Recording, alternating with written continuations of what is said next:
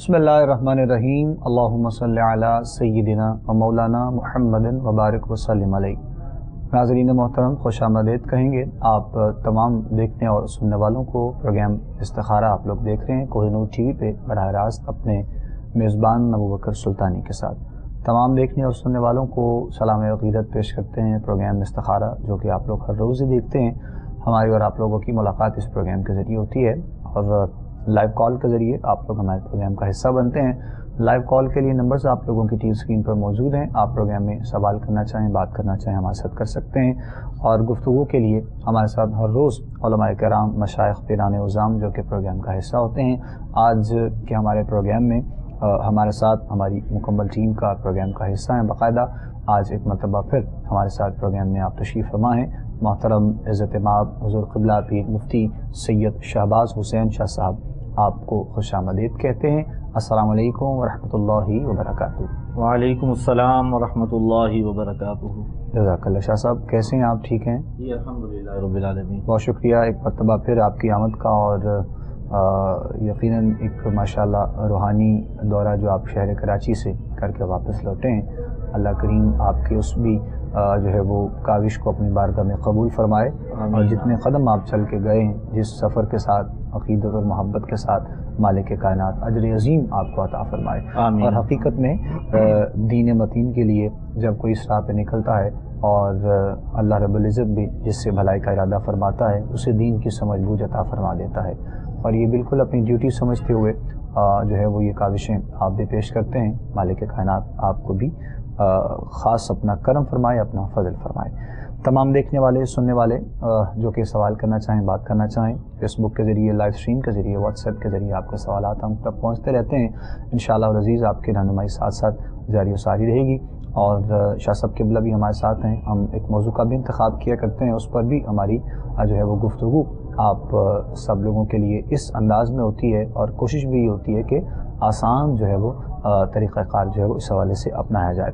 जहाँ तक रही बात, जिस तरह हर रोज़ हम बात भी करते हैं अपने उन सैलाब से मुतासरीन जो है वो अहबाब के लिए, बहन भाई बच्चों के लिए, बुज़ुर्गों के लिए, तो वहाँ ही हमारा पैगाम आज भी है इंशाअल्लाह आप लोगों के लिए कि मालिक उन पर भी करम फरमाए, उनके लिए आसानियाँ पैदा करे। और जिस कदर हो सकता है आप लोगों के लिए, क्योंकि इस कदर जो है वो तबाही के मामलात ऐसे हैं कि एक बहुत अरसा दरकार है सारे मामलात को नॉर्मल होने के लिए, अपने रूटीन पे आने के लिए। जो नुकसान हो गया वो तो हो गया, लेकिन एक दफ़ा फिर से उनकी बुनियादों को जो है वो रखने के लिए एक बहुत अरसा जो है वो लग सकता है। और उसके लिए मेहनत, जद्दोजहद, कोशिशें यकीनन हम लोगों की भी जारी सारी रहेंगी, तो ही वो लोग जो है वो कामयाब और ख़ूबसूरत और हसीन ज़िंदगी गुजार सकेंगे इंशाअल्लाह। ये जो मसाइल का आ जाना, परेशानियों का आ जाना, या फिर जो है वो आफतें, कुदरती मामला जो भी इस हवाले से होते हैं, मामलात नबवी में से सल्लल्लाहु अलैहि वसल्लम या फिर आका करीम अलैहिस्सलातु वस्सलाम दौर रिसालत माब की बात की जाए, तब जो है वो क्या तलक़ीन छसब हुआ करती थी आका करीम की अपनी जो है वो असहाबाए किराम अलैहिम रिदवान को, या इर्द गिर्द के जो अहबाब हुआ करते थे उनके लिए क्या तलक़ीन हुआ करती थी कि ये मतलब इन जुमलों में सरकार दो आलम सल्लल्लाहु अलैहि वसल्लम के हमें ये फरमान कहीं पर मिलता है कि ये अगर अज़ाब तुम पे आया है तो तुमने अपने रब की नाफरमानी की है, अगर कोई परेशानी तुम पे आई है, कोई ऐसे इम्तिहान में तुम हो तो तुम अपने रब से दूर हो। ऐसे जुमले हमें मिलते हैं ताकि हमारी इस आवाम के लिए, देखने वालों के लिए, जो है वो सुनने वालों के लिए भी आसानियाँ हों। और अगर कोई ऐसा मामला है भी तो अपनी ज़िंदगी को जो है वो बदलने के लिए उन लोगों को क्या करना चाहिए। बिस्मिल्लाहिर्रहमानिर्रहीम। अल्लाहुम्मा सल्लि व सल्लिम अला सय्यिदिना व मौलाना मुहम्मदिन व बारिक व सल्लिम सल्लल्लाहु अलैहि। आप सब बहुत खूबसूरत टॉपिक आज आपने इंतखाब फरमाया है। कुरान पाक में अल्लाह रब्बुल इज़्ज़त इरशाद फरमाता है कि इंसान को जो भी तकलीफ़ और मुसीबत पहुँचती है वो उसके अपने हाथों का किया धरा होता है। मा असाबा मिन मुसीबतिन फबिमा कसबत अयदी, यानी जब किसी को कोई मुसीबत पहुँचती है उसके आमाल ही की वजह से होती है। अल्लाह। समटाइम्स ऐसा होता है कि अल्लाह रब्बुल इज़्ज़त अपने बंदे को अपनी ज़ात की तरफ मुतवज्जे करने के लिए किसी आजमाइश में डालता है। और समटाइम्स ऐसा होता है कि इसलिए कोई तकलीफ़ उसे दी जाती है ताकि इसे थोड़ी सी جو ہے نا وہ نصیحت ہو جائے اور یا بطور سرزنش کہہ لیں کہ پلٹ آئے اور لوٹ آئے. بڑی خوبصورت مثال میری نظر سے گزری اور اس بات کو سمجھنے کے لیے میرا خیال ہے وہ کافی ہوگی کہ کوئی انجینئر کسی بلڈنگ کی 10ویں منزل پہ کام کر رہا تھا اور اس کا جو ورکر تھا، مزدور تھا، وہ سب سے نیچے فلور پہ تھا. اس نے اسے آواز دینا چاہی تو آواز اس تک نہیں پہنچی، وہ کام میں مگن تھا. اس نے اوپر سے ایک نوٹ پھینکا. جب نوٹ اس کے سامنے گرا اس نے وہ نوٹ اٹھا کے جیب میں رکھ لیا. اوپر دیکھنا وہ جو ہے نا اس نے اس کی زحمت نہیں کی. دوبارہ اس نے اس سے بڑا نوٹ نیچے پھینکا، اس نے اٹھایا اور جیب میں رکھ لیا اور اوپر دیکھنے کی زحمت نہیں کی کہ وہ کہاں سے آیا، اڑ کر آیا، کیسے پہنچا. بالکل ٹھیک. جب اسے لگا کہ میں نوٹ پھینک رہا ہوں اور یہ متوجہ نہیں ہو رہا تو اس نے اوپر سے کنکر اٹھایا اور اس کے سر کا نشانہ لے کر اس کے سر پہ پھینکا. جب وہ چھوٹا سا کنکر پتھر اس کے سر پہ لگا تو اس نے فوراً اوپر کی طرف دیکھا. اب اس نے انجینئر نے اسے جو بھی بات کہنا تھی وہ کہہ دی، اس نے وہ کام کر دیا. اس انجینئر نے یہ بات پھر کہی کہ جب تک نوٹ کی صورت میں انعام پہنچتا رہا تو اوپر نہیں دیکھا، جب تکلیف پہنچی سر کو ہلکی تھی تو فوراً اوپر کی طرف دیکھا ہے. تو ہماری طبیعت اور کیفیت بھی یہی ہو چکی ہوتی ہے، ہم اللہ کی طرف تب دیکھتے ہیں کہ جب ہمیں کوئی تکلیف پہنچے. نعمتیں ہم صبح و شام کھا رہے ہیں، اس کی نعمتیں ہمیں عطا ہوتی ہیں، گھر ہے، اچھا لباس ہے، اولاد ہے، اچھا کھانا ہے، اچھا رہن سہن ہے، اچھی سواری ہے. اس کے باوجود ہم اس کی طرف متوجہ نہیں ہوتے، نہ ہاتھ بلند کر کے اس سے استغاثہ اور دعا کرتے ہیں، نہ جھک کر اسے سجدہ کرتے ہیں. لیکن جب کوئی مصیبت پہنچتی ہے تو فوراً ہم روتے ہیں، گڑ گڑاتے ہیں، پھر اسے بنانے کی کوشش کرتے ہیں. بالکل گویا اللہ بھی ہمیں یہ چھوٹی چھوٹی تکلیفیں اس لیے دیتا ہے کہ یہ اوپر دیکھیں، میری طرف متوجہ ہوں، یہ میری بارگاہ میں جھکے اور سجدہ بجا لائیں. تو ہمیں بھی بجائے تکلیف پہنچنے کے اور تب اللہ کی طرف متوجہ ہونے کے، اس کی نعمتوں پر بھی اس کی طرف متوجہ ہونا چاہیے. بالکل. دوسری چیز یہ ہے کہ پچھلی امتوں پر نافرمانیوں کے سبب عذاب آ جایا کرتے تھے. آج ہمارے چہرے بچے ہوئے ہیں. اللہ. اس کی وجہ یہ ہے کہ نبی کریم صلی اللہ علیہ وسلم سے اللہ رب العزت نے وعدہ کر لیا ہے، ما کان اللہ لیعذبہم وانت فیہم، اے محبوب ان پر میں عذاب نہیں بھیجنے والا اس لیے کہ تو ان میں موجود ہے.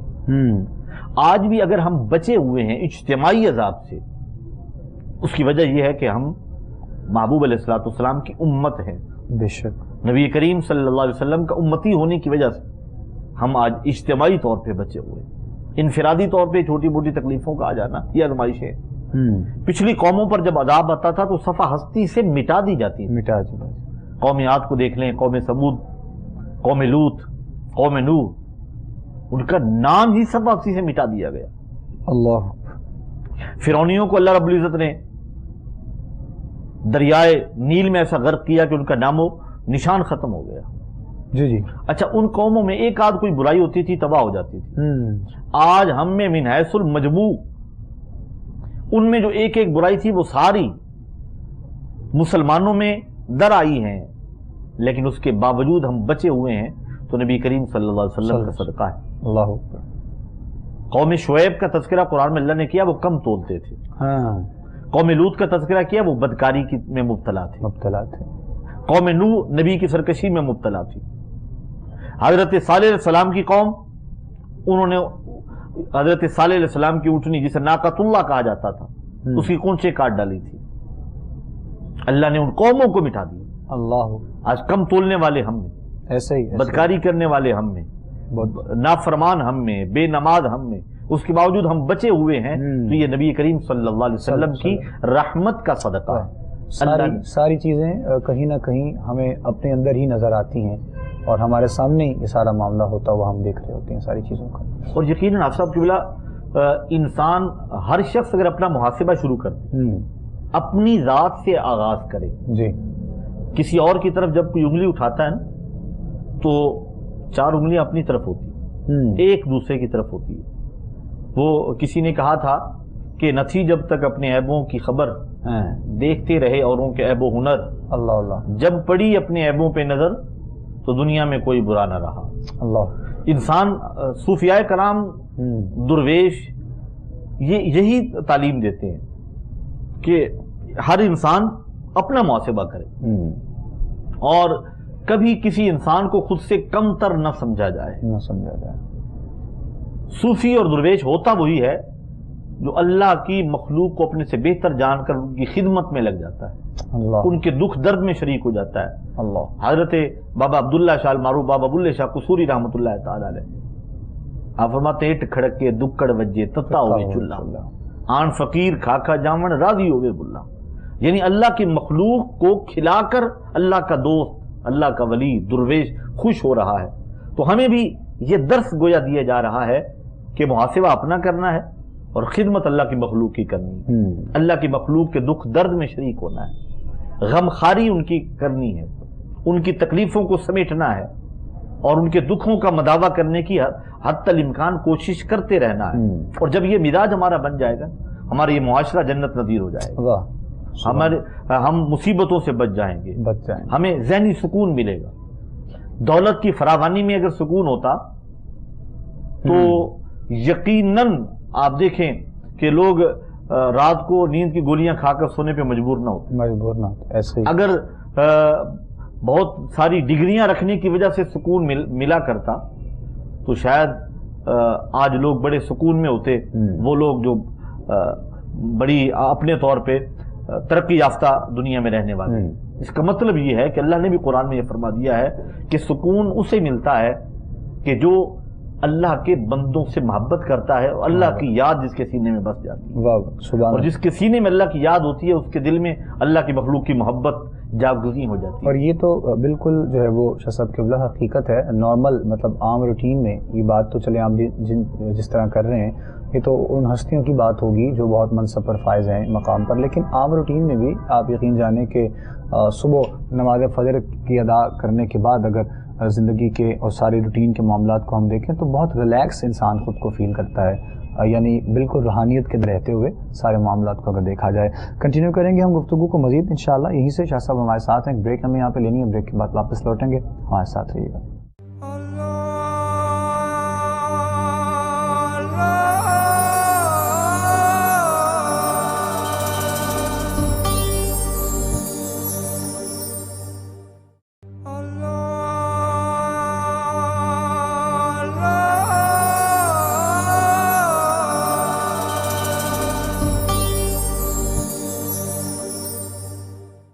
خوش آمدید کہیں گے ناظرین محترم آپ تمام دیکھنے اور سننے والوں کو.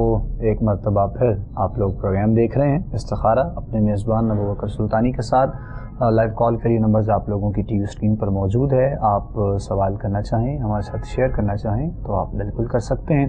اس کے علاوہ گفتگو ہماری جاری ہے, اور جس طرح شاہ صاحب قبلہ فرما رہے ہیں اور بریک پہ جانے سے پہلے جہاں پر آپ نے گفتگو کو چھوڑا, روحانیت حاصل کرنے کے لیے بندہ مومن کے لیے جو طریقہ کار پروردگار عالم کی جانب سے بتا دیا گیا, اس میں کوئی شک نہیں ہے کہ ہم بات کر رہے تھے کہ اگر صبح نماز فجر کو ادا کرنے کے بعد, قرآن کی تلاوت کرنے کے بعد دن کا آغاز کیا جائے تو یقین جانیے بہت حد تک جو ہے وہ آپ اپنے آپ کو ریلیکس فیل کرتے ہیں. اور یہ چیز تو بہت دفعہ خود محسوس ہم نے الحمدللہ کی ہے.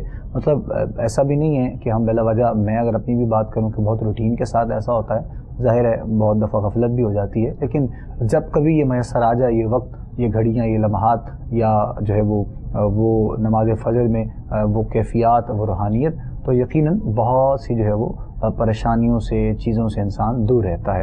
اور جس طرح یہ بھی حکم ہے, چونکہ ہمارے ہاں تو روٹین کچھ ایسی ہے کہ آدھا دن سونے کے بعد جو ہے وہ لوگ اپنے کاروباری معاملات کی جانب جاتے ہیں, اور جب وہ جا رہے ہوتے ہیں تو باقی جو لوگ ہوتے ہیں وہ اپنا آدھا دن گزار کے وہاں پر بیٹھے ہوتے ہیں.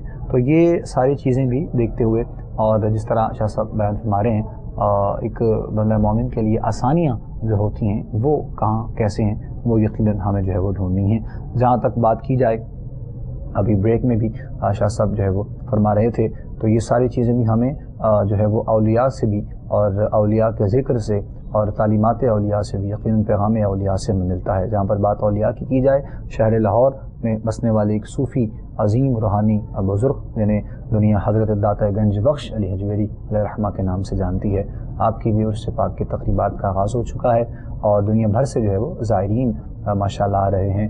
اور وہ زائرین جو آ رہے ہیں ان کے لیے بھی شاہ صاحب قبلہ اگر کچھ آپ ارشاد فرمائیں کہ وہ جیسے آ رہے ہیں, اگر اتنی بڑی ہستی کی بارگاہ میں یا اللہ کے ایسے ولی کی بارگاہ میں وہ آ رہے ہیں اور اپنی زندگی کو آسان کرنے کے لیے اور اپنی زندگی کو بدلنے کے لیے، نہ کہ وہ آئیں اور اپنا وقت وہاں پر گزاریں اور ایسی خرافات جو خود سے بنائی گئی ہیں جس سے کوئی تعلق نہ تو مزار کا ہے نہ صاحب مزار کا ہے، یہ بھی تھوڑی سی وضاحت کرتے ہوئے آپ ساتھ میں رہنمائی ذرا فرمائیے گا شاہ صاحب۔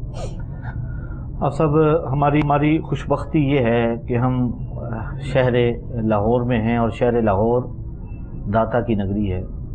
یقیناً ہر عقیدت رکھنے والا، بلکہ دنیا بھر سے عقیدت رکھنے والے زائرین، محبین، معتقدین، وہ حضور سیدی داتا گنج بخش علی حجویری رحمۃ اللہ تعالی علیہ کے عرص مقدس پہ حاضر ہوتے ہیں، اور اس حاضری کو اپنے لیے باعث شرف اور باعث سعادت سمجھتے ہیں۔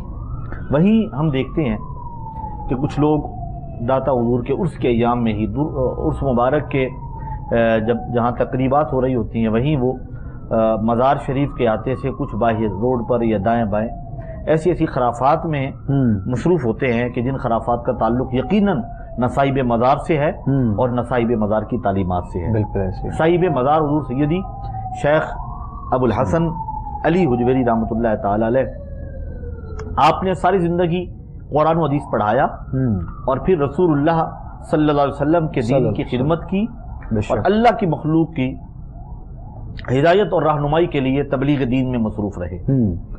اور اللہ کا ولی ہوتا ہی وہی ہے جس کے شب و روز اللہ اور اس کی رسول کی فرما برداری میں گزرتے ہیں۔ حضور داتا گنج بخش علی حجویری رحمۃ اللہ تعالی علیہ 40 سال سفر میں رہے، اور 40 سال سفر کے دوران آپ نے ایک بھی نماز با جماعت کا ناغہ نہیں کیا۔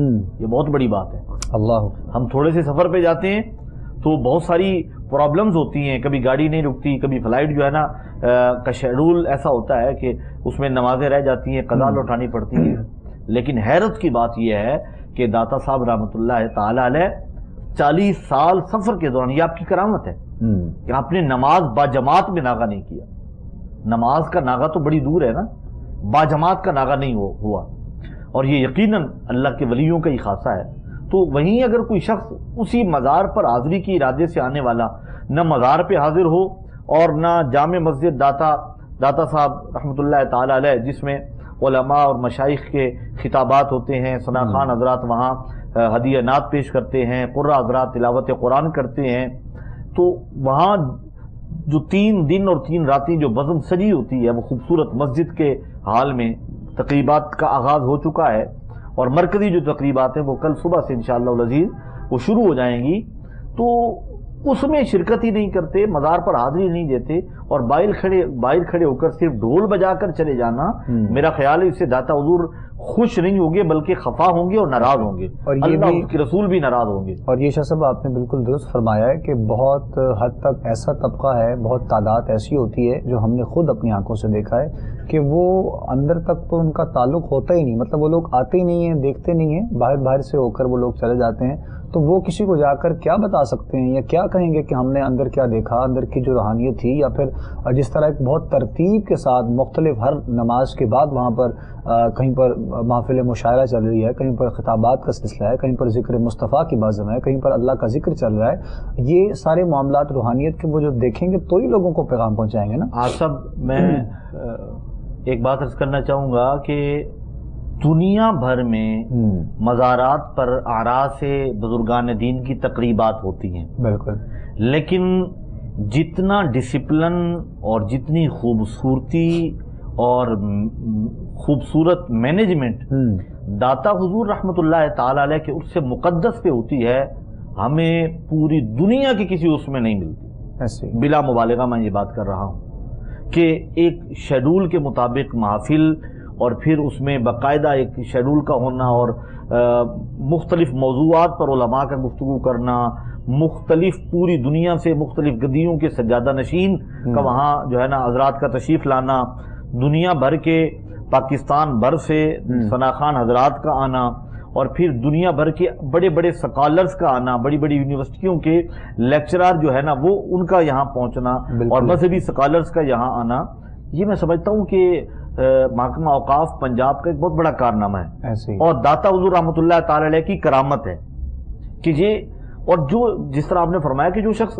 مزار کے احاطے میں نہیں آیا، باہر کھڑے ہو کے ڈول ڈمکے کی تھاپ پہ جو ہے نا وہ رقص کر کے چلا گیا، اسے کیا پتا کہ اندر کیا روحانیت ہے، کیا برکت ہے، اور کیا انداز ہے کہ جہاں پہ کوئی بے وضو نہیں بیٹھا ہوا، اندر سارے باوضو بیٹھے ہیں، کوئی قرآن کی تلاوت کر رہا ہے، کوئی تلاوت قرآن کو سن رہا ہے، کوئی حضور کی مدح سرائی سماعت کر رہا ہے، کوئی علماء اور مشائخ کے بیانات سے اپنے قلوب و ذہن کو منور کر رہا ہے۔ میں سمجھتا ہوں کہ یہ 3 دن اور 3 راتیں لاہور شہر پر اللہ کی رحمتیں برس رہی ہوتی ہیں کہ داتا حضور، ایک تو داتا حضور کا اس سے مقدس ہوتا ہے، اور پھر ایک خوبصورت بات حافظ صاحب قبلہ کہ انشاءاللہ داتا حضور کی سیرت پہ ہم باتیں کریں گے، لیکن ایک دوست یہ سوال بھی کر رہے تھے کہ داتا یہ لقب کیوں ہے اور کس نے سب سے پہلے داتا حضور رحمۃ اللہ تعالی، کیونکہ آپ کا نام تو علی بن عثمان ہے، بالکل آپ کے والد کا نام سید عثمان رحمۃ اللہ تعالی علیہ تھا، اور آپ جو ہے نا وہ سید علی بن عثمان حجویری آپ کا نام ہے، ابو الحسن آپ کی کنیت ہے، اور گنج بخش اور داتا یہ آپ کے القاب ہیں۔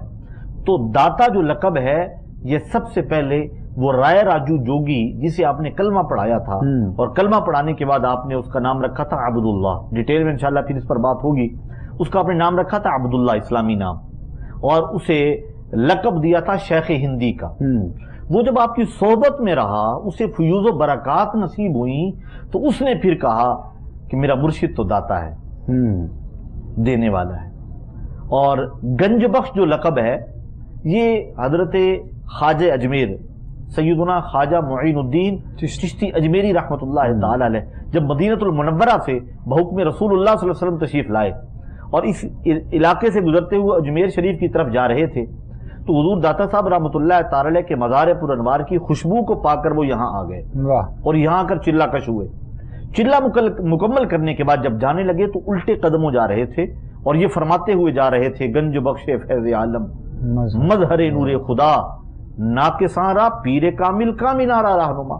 تو وہ جو آپ نے اس شعر میں لفظ گنج بخش کہا، اس آپ کے شعر میں گنج بخش کا لقب ذکر کرنے سے وہ ایسا زبان زد عام و خاص ہوا کہ آج تک ہر شخص داتا گنج بخش عمومی طور پہ عوام الناس عام لوگوں کو داتا صاحب کا اصل نام بھی پتہ نہیں، بالکل ایسے وہ داتا گنج بخش کے نام سے جانتے ہیں، اور یقیناً نام نہ بھی جانتے ہوں تو ان کی جو اللہ کے ساتھ دوستی ہے اور اللہ کی ان پر خاص عنایت اور رحمت ہے، اس کے سبب جو وہاں پر جاتا ہے اسے اللہ کی محبت ملتی ہے، رسول اللہ صلی اللہ علیہ وسلم کی نظر عنایت بھی ملتی ہے، اور کیوں نہ ملے، ہیں جو حسنی سید، واہ واہ واہ، میرے کریم آقا کی اولاد ہیں، اولاد نبی ہیں، مولا علی کا خون پاک ہیں، یقیناً وہاں پہ وہ فیض، وہ کرم، وجود و سخا، اس کی کیفیت ہی الگ ہے۔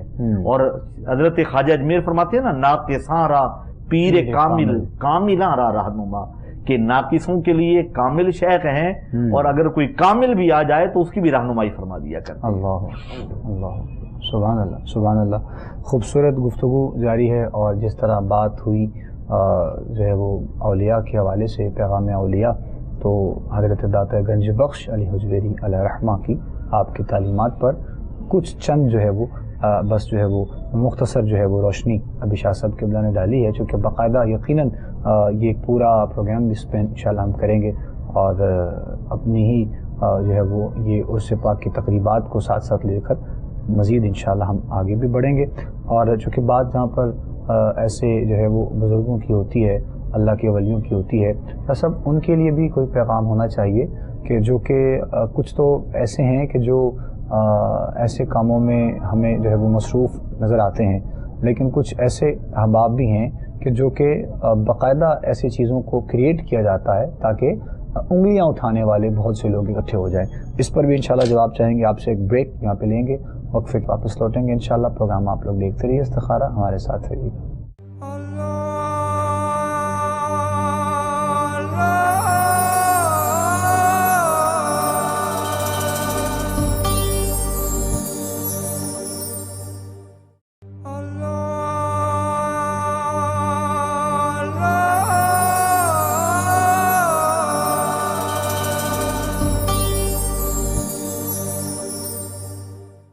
خوش آمدید کہیں گے ناظرین آپ تمام دیکھنے اور سننے والوں کو ایک مرتبہ پھر۔ آپ لوگ دیکھ رہے ہیں پروگرام، اور گفتگو ہماری جاری ہے، اور ہماری کوشش ہے چونکہ شہر لاہور میں بہت گہما گہمی نظر آتی ہے عرس پاک کے تقریبات کے حوالے سے. لوگ عقیدت اور محبت کا بہت اظہار کرتے ہیں. تو جہاں پر یہ اظہار ہوتا ہے یا ہم اس پلیٹ فارم پہ بیٹھے ہیں تو ہماری یہ ڈیوٹی بھی ہے اور ہم یہ سمجھتے ہیں کہ ہماری کوشش بھی رہے گی انشاءاللہ کہ آنے والے جو زائرین ہوں گے یا جو عقیدت مند ہیں اسے رکھنے والے، جو صحیح معنوں میں پیغام اولیاء ہے وہ کیا ہے، اور جو حضرت داتا گنج بخش علی حجویری علیہ الرحمہ کے مزار پاک سے پیغام جا رہا ہے وہ کیا ہے. اگر کہیں کسی نہ کسی جگہ پہ کوئی خرافات ہمیں نظر آتی ہیں تو وہ کن لوگوں کی ہیں، اس کے پیچھے کوئی بیک گراؤنڈ ہے، کوئی ان کے پیچھے کوئی کام کرنے والا ہے. چونکہ کبھی ایسی چیزیں ہم نے تو وہاں پر جو ہے وہ خود محسوس نہیں کی ہیں، مرقد کے پاس ہو یا پھر مسجد میں جب ایسا پروگرام کوئی ایسے ہوتے ہیں تو یہ اس کے پیچھے جو معاملات ہیں ان کو بھی ہمیں دیکھنا ہے. اور خدا را مطلب جو حقیقی معنوں میں جو چیزیں ہیں، آپ جاتے ہیں کسی بھی جو ہے وہ مرقد پر فاتح خوانی کی جاتی ہے، وہاں پر دعائے خیر کی جاتی ہے، بخشش و وسیلہ جو ہے وہ مانگا جاتا ہے. تو یہ ساری چیزوں کو دیکھتے ہوئے ہمارا بھی حق بنتا ہے کہ ہم اپنے تمام ناظرین و سامعین کے لیے بھی پیغام محبت اور پیغام حق کو عام کیا جائے. جی شاہ صاحب قبلہ وضاحت کیجیے گا مزید.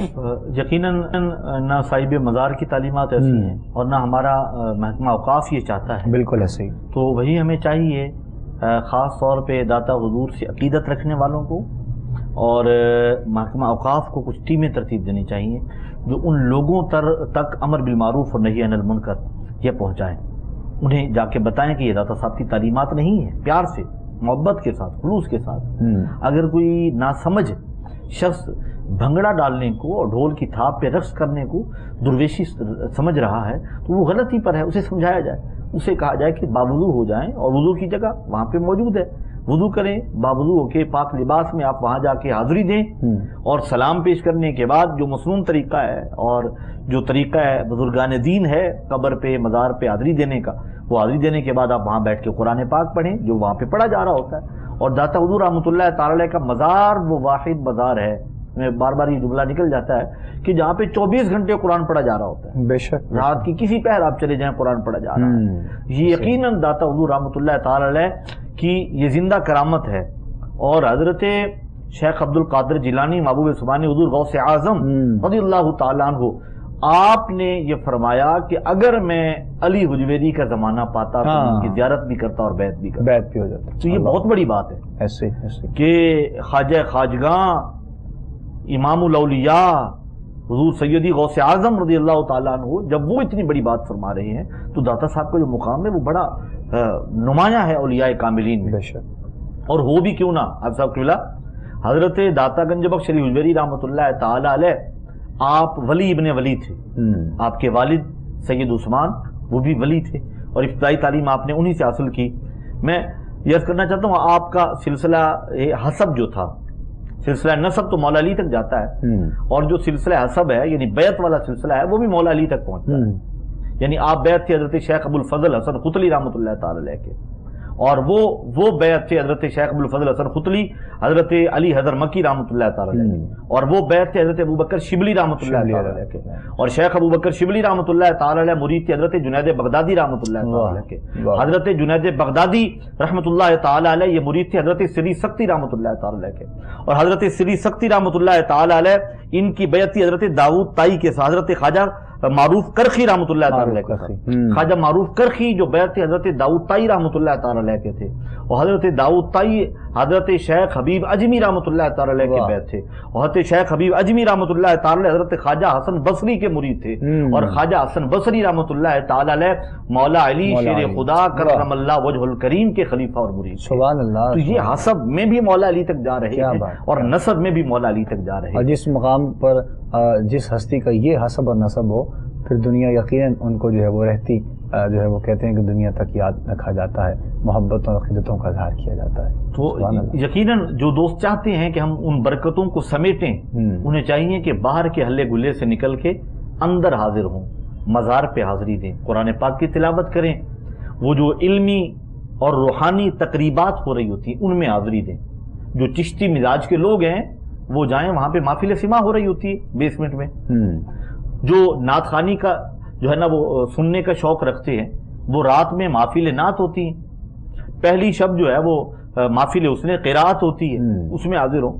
دن بھر نماز فجر سے لے کر نماز عشاء تک روزانہ دنیا بھر سے آئے ہوئے علماء کرام معروف خطبہ حضرات کے خطابات ہوتے ہیں، 5 منٹ 10 منٹ 15 منٹ 20 منٹ جو ہے نا وہ علماء کرام کو وہ وقت ملتا ہے اور اس پر خطاب فرماتے ہیں، تو وہاں پہ جب جائیں گے تو آپ کو لگے گی یہ کہکشاں ہے، مختلف پھولوں کا گلدستہ ہے، آپ کو وہاں ہر رنگ نظر آئے گا، یعنی رنگ نقشبندیت بھی نظر آئے گا، رنگ چشتیت بھی نظر آئے گا، رنگ سہروردیت بھی نظر آئے گا، آپ کو وہاں پہ رنگ قادری بھی نظر آئے گا، رنگ اویسی بھی نظر آئے گا، رنگ سیفیہ بھی نظر آئے گا، رنگ عطاریہ بھی نظر آئے گا، یہ سارے رنگ وہاں پہ آپ کو ایک کہکشاں کی صورت میں اور ایک گلستان کی صورت میں آپ کو ملیں گے، وہاں جائیں تو صحیح نا، ان برکات کو دیکھیں اور محسوس تو کریں، اور میرا خیال ہے جو وہاں حاضر ہوتے ہیں نا وہ پورا سال اس نشے میں مخمور رہتے ہیں جو روحانیت اور کیف اور سرور انہیں وہاں اور روحانی محافل میں ملتا ہے۔ ایسے ہی ہے، وہ کسی بزم میں بھی جس طرح بارہا ہم سنتے ہیں کہ 40 ایسے لوگ جہاں پر کوئی ایک اللہ کا ولی جو ہے وہ ہوتا ہے، تو یقیناً یہ تو ایک بہت بڑا اجتماع ہوتا ہے اور بہت تعداد میں لوگوں کا آنا جانا لگا ہوتا ہے، آمد و رفت ہوتی ہے، اور حقیقت میں روحانیت کو محسوس کرنے کے لیے کچھ وقت درکار ہوتا ہے۔ آپ باوضو ہو کر بہت جو ہے وہ اس احاطے میں جس جگہ پہ آپ کو بیٹھ کر سکون اور اطمینان حاصل ہوتا ہے، آپ وہاں پر بیٹھ کر یہ تعلیمات کو اپنائیے گا، اور عبادات کا سلسلہ ہوتا ہے الحمدللہ۔